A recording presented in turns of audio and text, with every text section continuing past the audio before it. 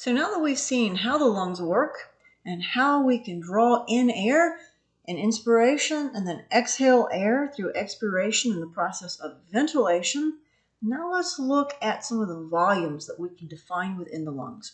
So when you take a breath, you don't nearly fill your lungs to capacity.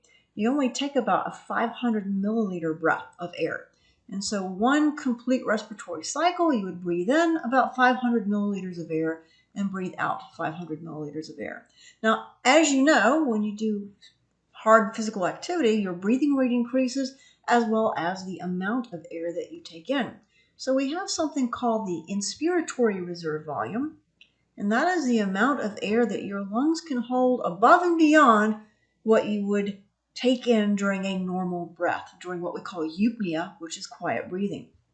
So if you were to breathe in the maximal amount of air that you could possibly fill your lungs in above and beyond that which you would take during a normal breath, we call this the inspiratory reserve volume.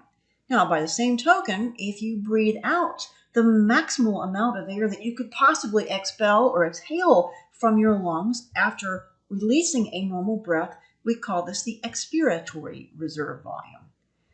The combination of these three volumes, the expiratory reserve volume, the tidal volume, and that's our basic breathing, and our inspiratory reserve volume, we call that the vital capacity. And this is the amount of air that your lungs can actually use. So this is the amount of air that you can forcibly bring into your lungs. Anything below that is called the residual volume. And we cannot directly measure the residual volume. However, we can measure some of these other volumes, and we'll look at that in the next segment. But when we look at, for example, the expiratory reserve volume and the residual volume, we get what's called the functional residual capacity.